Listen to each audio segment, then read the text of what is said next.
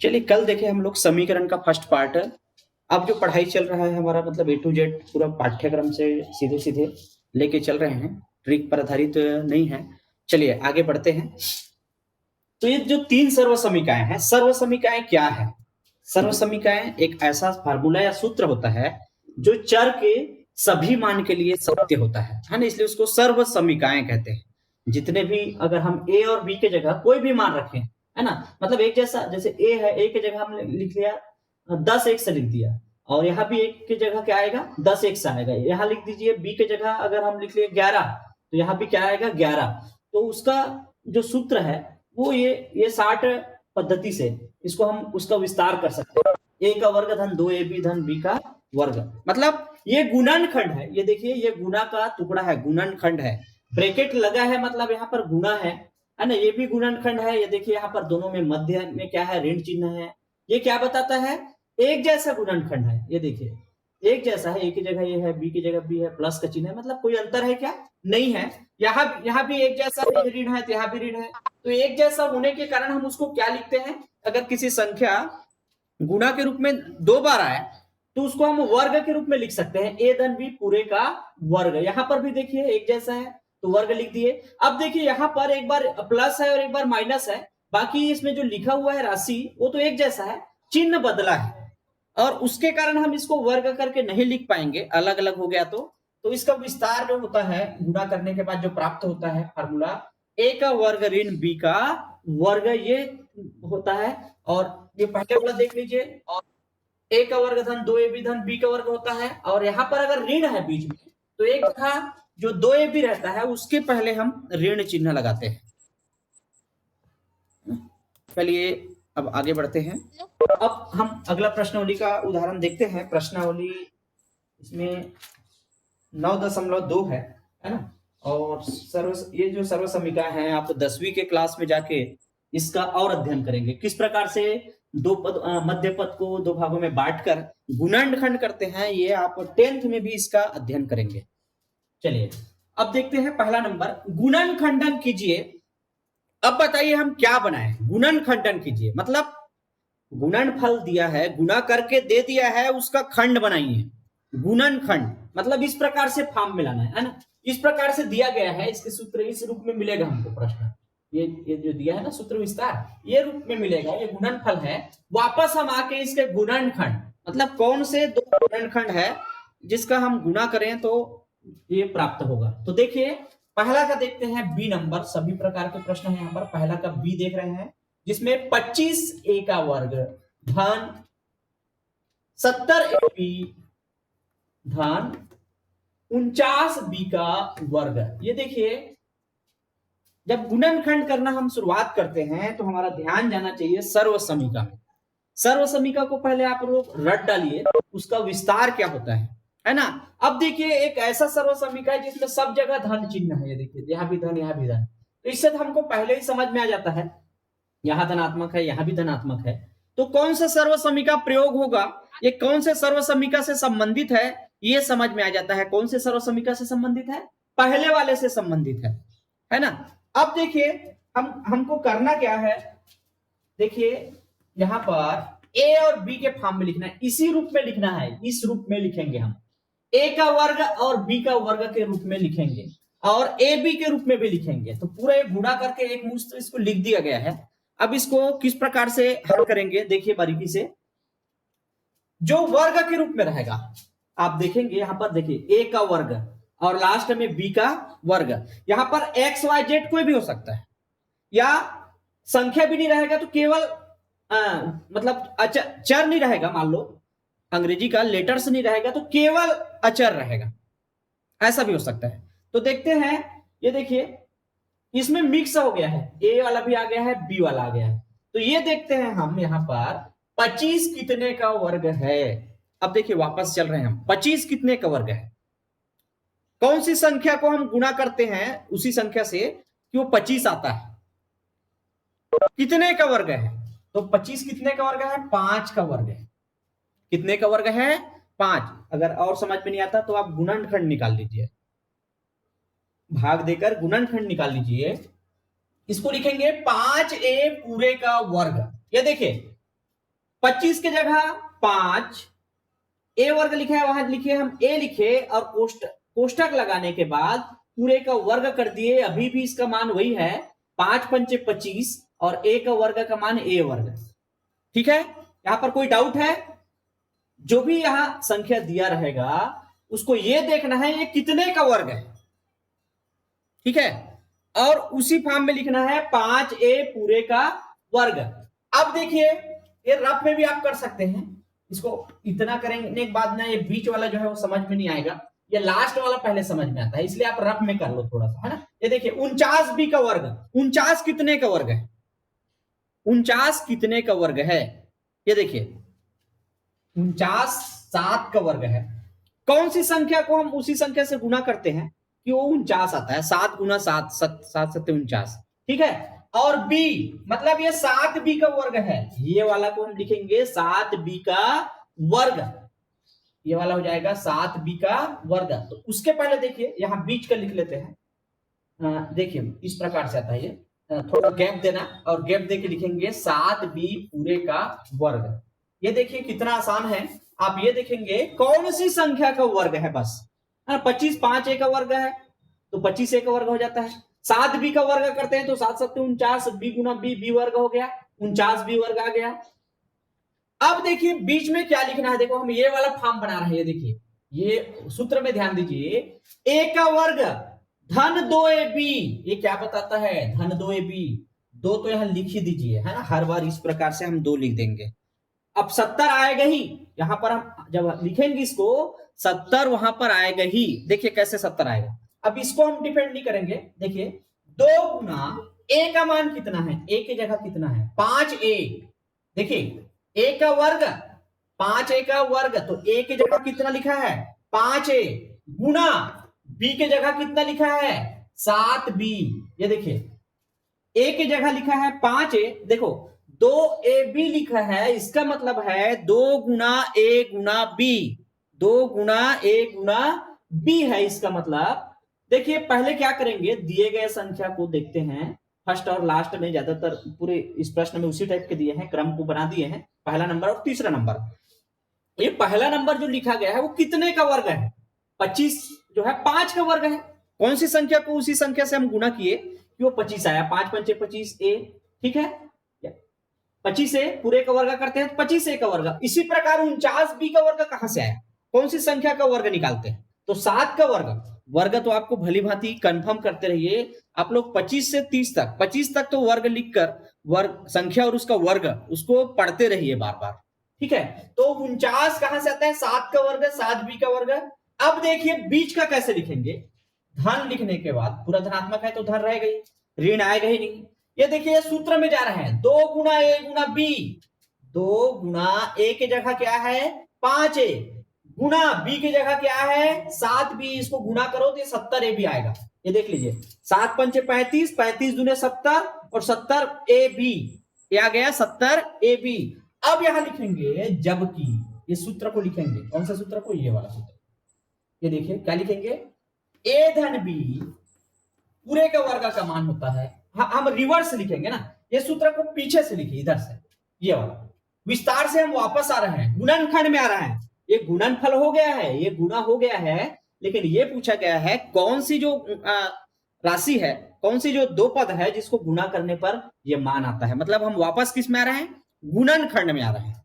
देखिए तो इधर से लिखते हैं सूत्र को, कौन सा सूत्र लागू हो रहा है, कैसे जानेंगे हम कि ये वाला सूत्र लागू हो रहा है? ये देखिए क्योंकि ये सभी धनात्मक है, इसमें तो ऋण है और ये तो छोटा लग रहा है सूत्र, है ना। तो देखिए क्या करेंगे, सबसे पहले a का वर्ग धन 2ab धन b का वर्ग, इसके बराबर क्या होता है? इधर से ले लीजिए, a का वर्ग धन 2ab धन b का वर्ग बराबर a धन b पूरे का वर्ग। क्या इस रूप में है? ये जो लिखा है इस फॉर्म में है। अब देखिए इसका तात्पर्य यह हुआ, हम इसको क्या लिख सकते हैं? a धन b पूरे का वर्ग। क्या बता रहा है ये सूत्र, क्या बता रहा है? ये देखिए a का वर्ग के रूप में है, a की जगह 5a है, यहां एक बार लिखेंगे ना, तो a इक्वल टू a की जगह क्या है 5a और b की जगह क्या है 7b। अब देखिए ये सूत्र और इसमें जाइए, केवल एक की जगह हम 5a पर लिखे हैं, देखो एक की जगह 5a, वर्ग तो है पहले से, धन 2ab मतलब 2 गुना a Guna b, 2 Guna a Guna b, धन b का वर्ग मतलब 7b का वर्ग। इसलिए a धन b पूरे का वर्ग बनेगा, इसका 60 क्या बनेगा, a धन b। अगर इतना लंबा चौड़ा सूत्र है तो इसका 60 बनता है।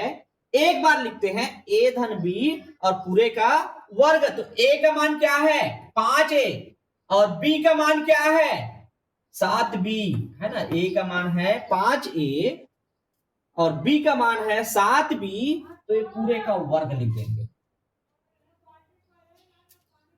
एक मिनट, इसको ना इसको पहले लिखो, इसको पूरे 5a का वर्ग धन 2 गुना 5a गुना 7b धन 7b, इस पूरे का वर्ग के बराबर क्या हो जाएगा, a धन b पूरे का वर्ग। केवल a और b को लेना है। a क्या है 5a, b क्या है 7b, इस पूरे का क्या कर दीजिए वर्ग कर दीजिए। अब बताइए कोई भी संख्या में अगर वर्ग है, कोई भी पद में अगर वर्ग करके लिखा है तो कितने बार आया है, 2 बार आया है ना। वो किस रूप में, गुणा के रूप में। मतलब इसको हम लिखेंगे 5a धन 7b गुना 5a धन 7b, यहां पर कोष्टक लगा मतलब यहां गुना है, गुना का चिन्ह लिखने की जरूरत नहीं है। 5a धन 7b का वर्ग मतलब है 5a धन 7b गुना 5a धन 7b। इस प्रकार से बनाएंगे तो ये प्रश्न हो गया। चलिए अगला देखते हैं, है ना। मैं मिटा देता हूं, आप लोग अगर नोट कर रहे हैं तो नोट जरूर कीजिए। चलिए अगला सूत्र में सर्व समीकरण में आप लोग समझने की कोशिश कीजिए। हम उसी में हम इस जो गणित है उसको उपयोग करते हुए बना रहे हैं गुणनखंड। देखिए अब देखते हैं अलग टाइप के, देखते हैं सभी अलग अलग प्रकार से है। दूसरा का बी लिखे हैं यहाँ पर, दूसरा का बी है 16x वर्ग ऋण 104x धन 169। अब बताइए यहां कौन से सूत्र का प्रयोग कर सकते हैं। एक नजर में हमको समझ में आ रहा है कि कौन सा सूत्र लगेगा। देखिए पहला वाला सूत्र में तो सभी धनात्मक है, धन और धन लिखा है ना। ये वाला जो दिख रहा है ना इधर गुणनफल, ये गुणनफल ही है, गुणा हो गया है। इधर का देखिए राइट में जो लिखा हुआ है 3 1 2 3, इसमें मिला के देखिए किस टाइप का ये बना है। तो ये देखिए ऊपर वाला तो पूरा धनात्मक है, तो ऊपर वाला सूत्र तो नहीं लगा है। दूसरा वाला देखिए एक ऋण आया है, यहां भी एक ऋण आया है बीच में।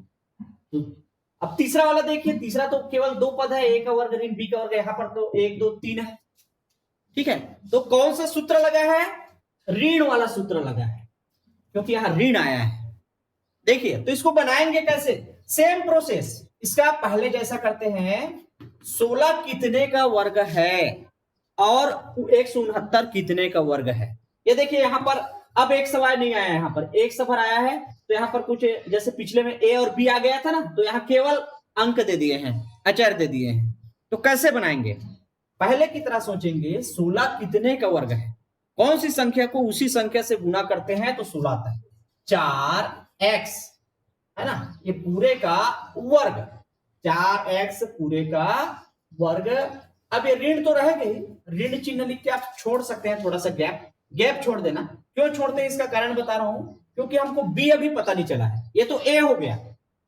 यही जो मान है कोष्टक के अंदर जो लिखा रहेगा वो a होगा, क्योंकि 4 का वर्ग 16 होता है और 100 का वर्ग करते हैं तो 100 वर्ग होता है।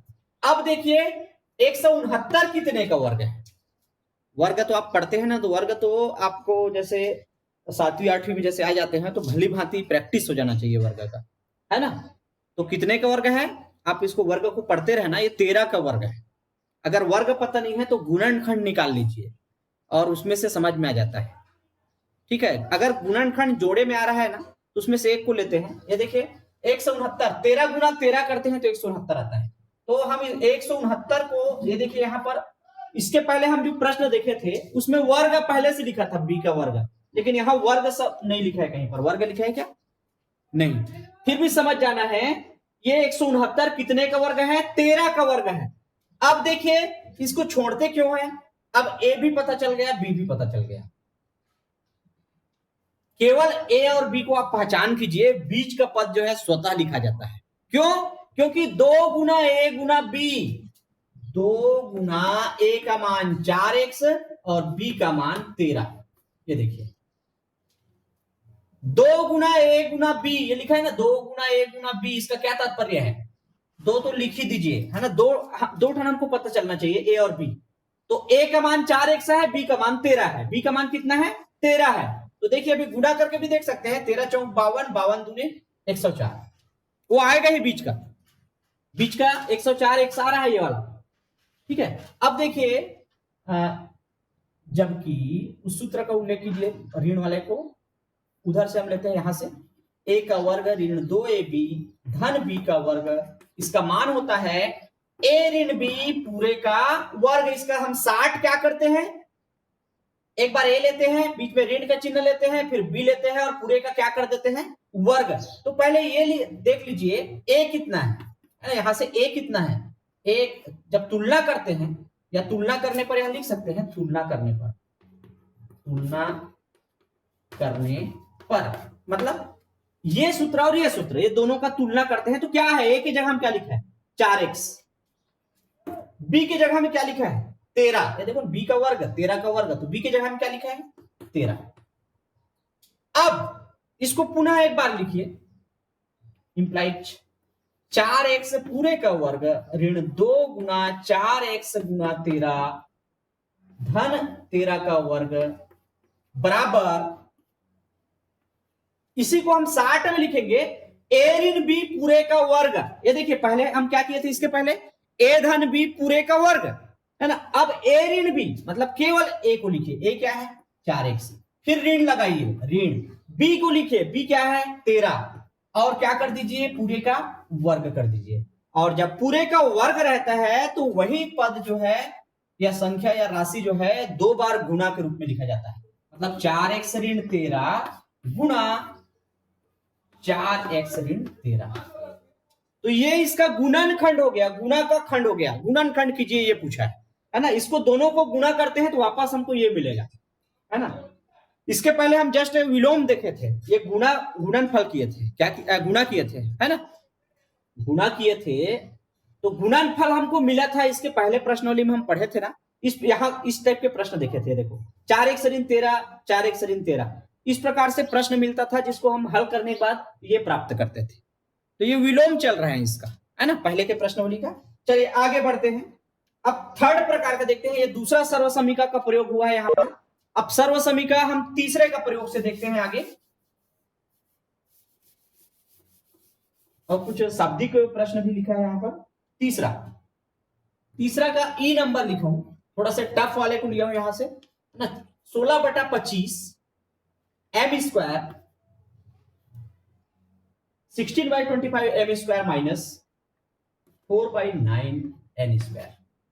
ये देखिए ये कैसे दिख रहा है, आप देखने में समझ में आ जाता है। इसको देखिए, इधर का एक है, 3 पद में है, 1 2 3 1 2 3 1 2, और यहां पर केवल 2 पद 1 2, है ना। किस रूप से दिख रहा है देखने में ही समझ में आ जाता है। पहला लिखा है और बीच में ऋण का चिन्ह लिखा है, फिर दूसरा लिखा है, तो सर्वसमीका कौन सा प्रयोग हो रहा है ये समझ में आ जा रहा है ना। तो यहां देखिए सर्वसमीका 3 का प्रयोग हो रहा है, और सर्वसमीका 3 में क्या है, कैसे लिखना है, ए का वर्ग के रूप में लिखे और बी का वर्ग के रूप में, दिए गए जितने भी संख्या है उसको ए के वर्ग के रूप में लिखिए और बी के वर्ग के रूप में लिखिए। हल देखिए कैसा लिखेंगे इसको। 16 कितने का वर्ग है, सब चेक करते जाइए, 16 कितने का वर्ग है। कौन सी दो संख्या को हम गुना करें, कोई एक संख्या को उसी संख्या से गुना करें तो कितना आना चाहिए, 16 आना चाहिए, है ना। किसी संख्या को उसी संख्या से गुना करने पर तो कौन से किसको गुना करते हैं, 4 चौक 16, तो इसको लिख दीजिए 4, और इसको ये कितना है 25 जो है कितने का वर्ग है, अभी देखें 5, और एम के लिए केवल एम। अब ये देखिए पूरे वर्ग लिख दीजिए इस प्रकार से, ये देखो इसको 4m को एक साथ भी लिख सकते हैं पास में इसके, 4/5 एम पूरे का वर्ग। ये देखो ये पूरे किसका मान है, ए का, किसका मान है ए का। ये देखो 4 का वर्ग 16, 5 का वर्ग 25, एम वर्ग लिखा है उसके लिए एम, और बाहर में हम वर्ग कर दिए। इसी प्रकार दूसरा पद में देखिए 4 कितने का वर्ग है, तो एकदम आसान है, स्टार्ट हम 1 का वर्ग 1 होता है, 2 का वर्ग 4 होता है, 2 दूने 4 मतलब ये 2 का वर्ग है, और 9 कितने का वर्ग है? 3 का वर्ग है, 3 त्रिक 9, और यहाँ n है और इसको हम वर्ग कर देंगे। ये देखिए यहाँ कोई डाउट है क्या आप लोगों को? कोई डाउट नहीं है ना। 4 का वर्ग करते हैं तो 16, 5 का वर्ग 25 और m मतलब इसके वापस चेक करते हैं 16 कितने का वर्ग है? 4 का। 25 कितने का वर्ग है? 5 का। और m वर्ग जो है m का है, तो बाहर में वर्ग कर दीजिए, तो मतलब वही है, यही लिखा है, कोई अंतर नहीं है।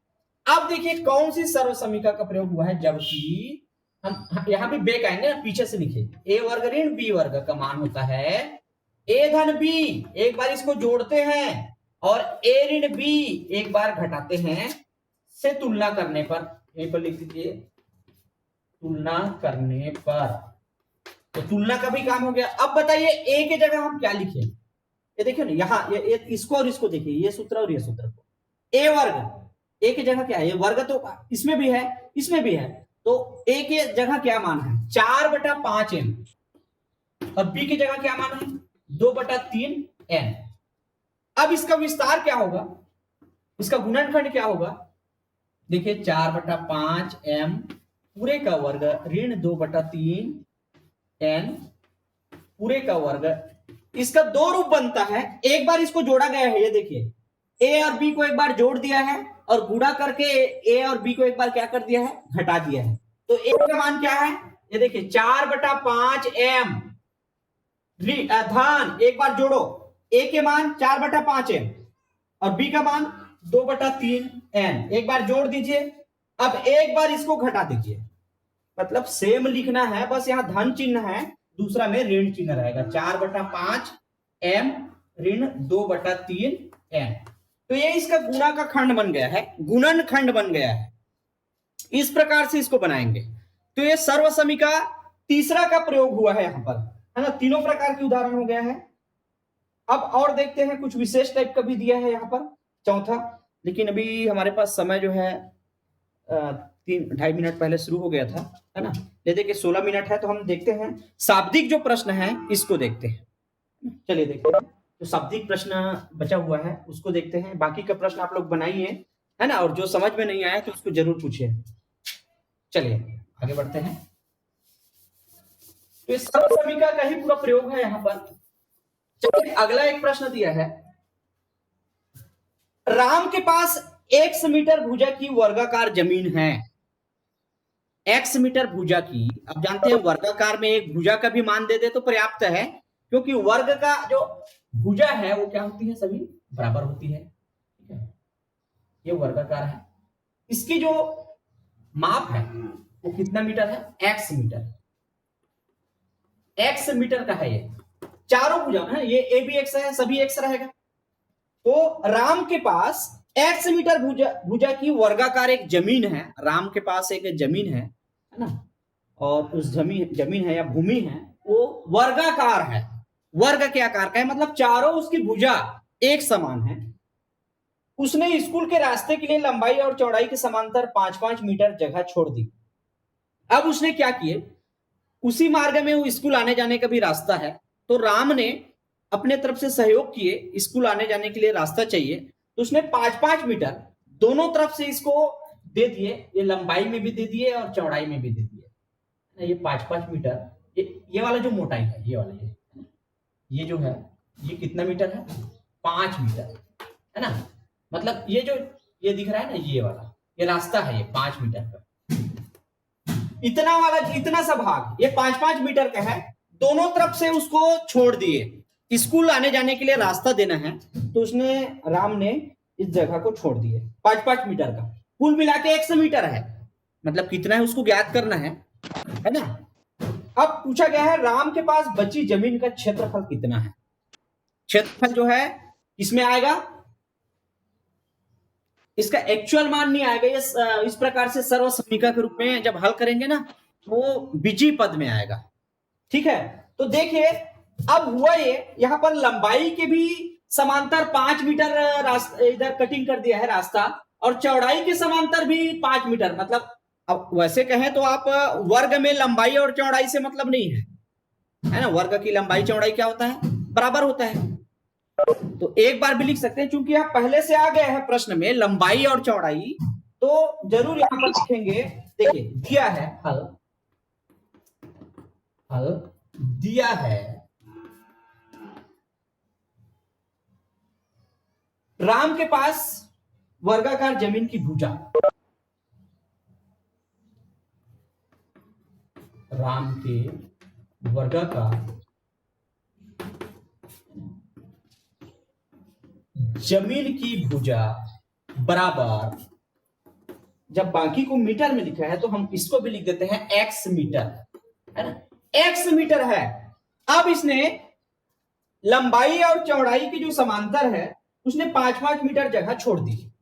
स्कूल के लिए या विद्यालय के लिए, स्कूल शब्द ही आया है, स्कूल के लिए लंबाई एवं चौड़ाई के समांतर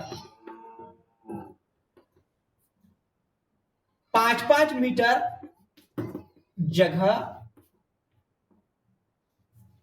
छोड़ दी। ठीक है, तो अब राम के पास जगह को ये 5-5 मीटर को घटाने के बाद, है ना, ये देखिए 5-5 मीटर लंबाई और 5 मीटर चौड़ाई को छोड़ने के बाद कितना जमीन बचा उनके पास, कितना जमीन है उसका क्षेत्रफल निकालना है। ठीक है, तो देखिए इसलिए जमीन की लंबाई, अब देखिए भुजा है मतलब लंबाई और चौड़ाई तो उसमें कोई अंतर नहीं है, वो सब एक साथ थी पहले। अब क्या होगा, दोनों तरफ 5-5 घट जाएगा, लंबाई भी 5 कम हो जाएगा और चौड़ाई भी 5 कम हो जाएगा। तो जमीन की लंबाई, चाहे तो आप भुजा लिखेंगे तो दोनों एक बार में भी आ सकता है क्योंकि दोनों बराबर है। तो चूंकि यहां लंबाई और चौड़ाई शब्द आ गया तो हम जरूर लिखते हैं जमीन की लंबाई क्या हो जाएगा, एक्स में, है ना, पहले एक्स मीटर थी लंबा, उसमें 5 कम करो मतलब घटाएंगे तो एक्स ऋण 5 मीटर, और चौड़ाई कितनी हो जाएगी, चौड़ाई भी एक्स थी, मतलब भुजा मतलब वर्गाकार है मतलब लंबाई चौड़ाई समान, है ना, तो इसमें भी कितना घट जाएगा, 5 मीटर। अब क्षेत्रफल निकालते हैं, जमीन का क्षेत्रफल। तो जमीन का क्षेत्रफल क्या होता है, क्योंकि ये वर्गाकार है तो सीधे सीधे एक भुजा जो बचा, कितना इसका भुजा का माप अब कितना बच गया, है ना, ये पूरा एक्स मीटर है, इसमें 5-5 घटाए तो कितना हो गया भुजा, एक्स ऋण 5। चाहे तो एक बार वर्ग का क्षेत्रफल से एक्स ऋण 5 का वर्ग एक लाइन में लिख सकते हैं, या लंबाई गुना चौड़ाई करके भी लिख सकते हैं, लंबाई गुना चौड़ाई। ठीक है, चलिए लंबाई चौड़ाई शब्द दिया है तो हम लंबाई गुना चौड़ाई से बनाएंगे। तो एक्स ऋण 5 लंबाई है और एक्स ऋण 5 क्या है, चौड़ाई है। अब यहां पर गुणा का चिन्ह लिखने की जरूरत नहीं है ना, ध्यान दीजिए, यहां पर गुणा का चिन्ह लिखने की जरूरत नहीं है क्योंकि ये क्या है, ब्रैकेट लगा हुआ है, गुणा लिखोगे तब भी सही है, नहीं भी लिखोगे तब भी सही है। अब देखिए जब दो बार एक्स ऋण 5 आ गया तो उसको हम क्या लिख सकते हैं, एक्स ऋण 5 पूरे का वर्ग, है ना, यहां पर इसी यह लिखते हैं एक्स ऋण 5 पूरे का वर्ग। क्यों लिखेंगे, क्योंकि सेम है, गुणन का जो खंड है, ये गुणा का जो खंड है वो एक जैसा है।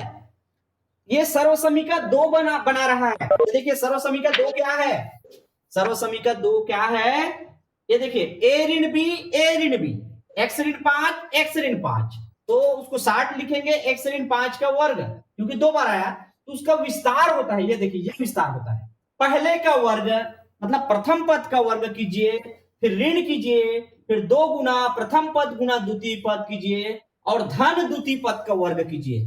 तो यहां यहीं पर लिखेंगे जबकि, है ना, दिखाई दे रहा है ना, जबकि ए ऋण बी पूरे का वर्ग का मान होता है ए का वर्ग ऋण 2ab धन बी का वर्ग।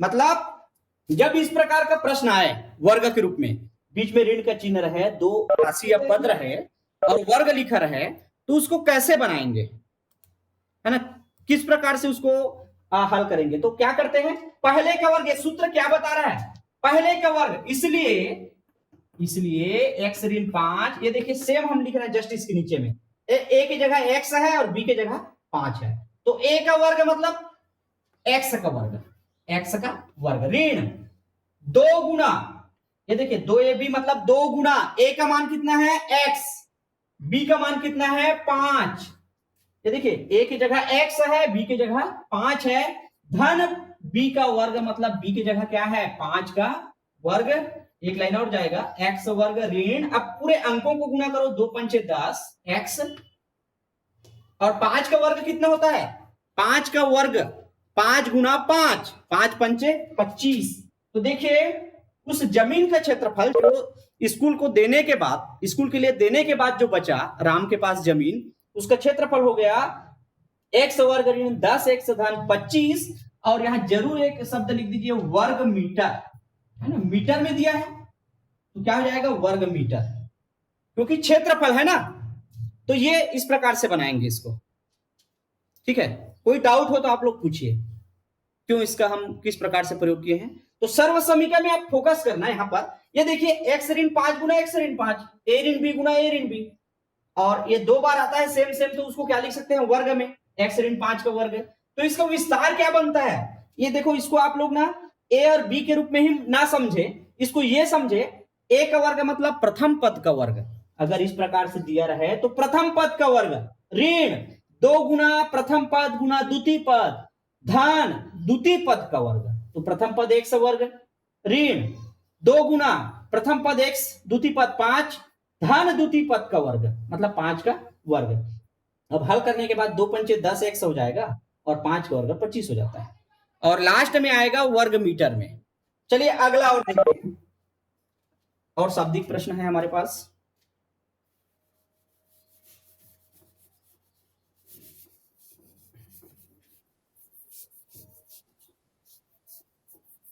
यहां से कुछ प्रश्न और होना था लेकिन समय के अभाव में ये कवर नहीं हो पा रहा है।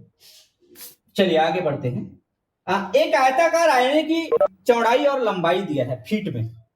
एक आईना है, आईना से आप लोग भली भांति परिचित है ना, एक मिरर है, आईना है। आईने की लंबाई और चौड़ाई जो है फीट में है।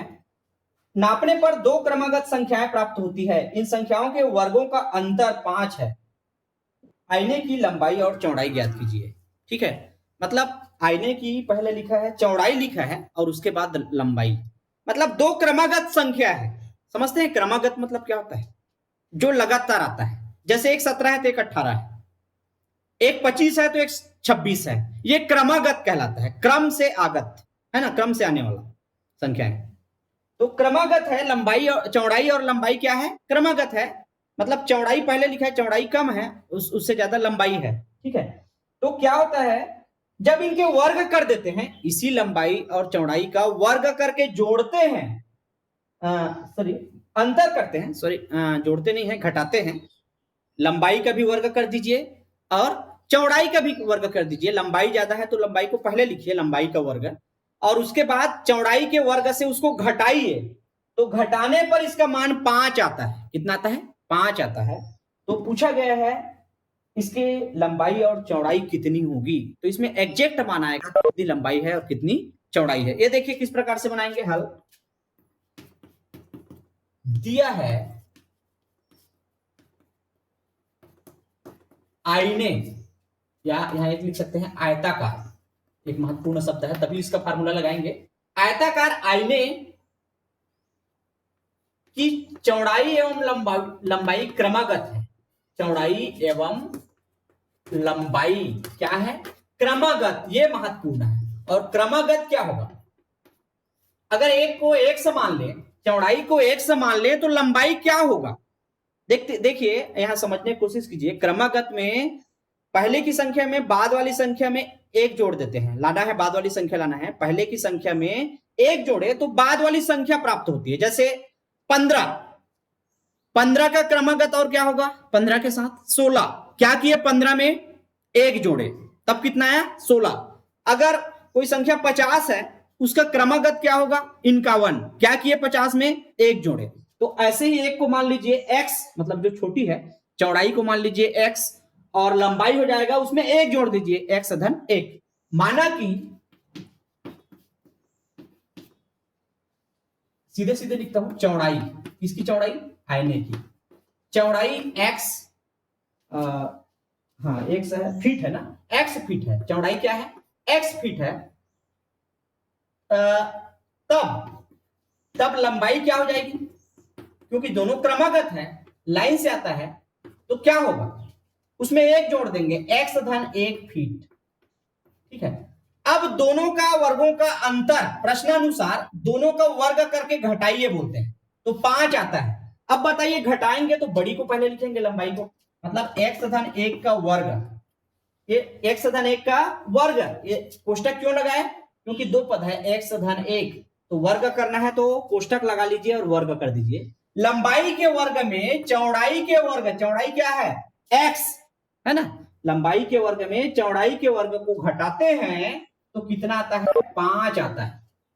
ये देखिए ध्यान पूर्वक बनाइए। अब ये सर्वसमीका एक, पहला ये देखिए x धन a धन b पूरे का वर्ग, x धन 1 पूरे का वर्ग, तो इसका विस्तार क्या होगा, पहले का वर्ग धन 2 गुना a गुना b धन दूसरे का वर्ग।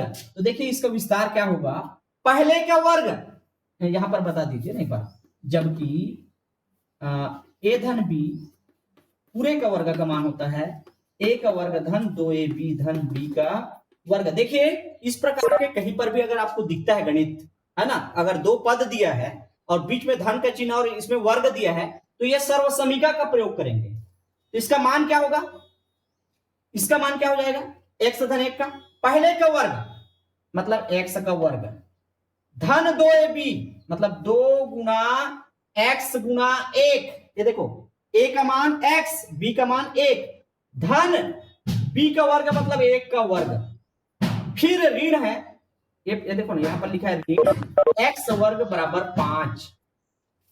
ठीक है, ऋण x वर्ग बराबर 5। चलिए ये थोड़ा सा ही हमारा समय बचा है। अब देखिए इसको हल कर लीजिए, गुणा को पहले कर लीजिए, 2x गुना 1, 2 एकम 2x है ना, 1 से गुणा करेंगे जो त्यों आएगा, तो ये आएगा 2x, और 1 का कोई भी घात रहे, है ना, 1 का कितना भी घात रहे उसका मान कितना होता है 1, 1 का वर्ग 1, ऋण x वर्ग बराबर 5। अब देखते हैं, ये देखो ऋण x और धन x से कैंसिल हो जाएगा, है ना, तो क्या बचा 2x धन 1 बराबर 5, है ना, 2x धन 1 बराबर 5। 1 को हम दूसरे साइड ले जाएंगे तो क्या हो जाएगा, 2x बराबर इस 5 में कितना घट जाएगा, 1 घटेगा, 5 में कितना घट गया 1, तो क्या हो गया 2x बराबर क्या हो गया, 5 में 1 घटा तो 4।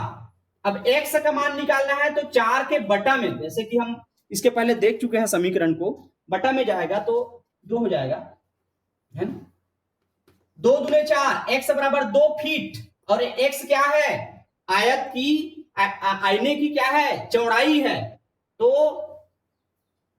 लिखेंगे चौड़ाई बराबर 2 फीट, चौड़ाई बराबर 2 फीट, तो लंबाई क्या होगी, क्रमागत है, लाइन से है ना, लगातार संख्या पूछा गया है तो क्रमागत है बताया है, तो लंबाई क्या होगा 2 धन 1 मतलब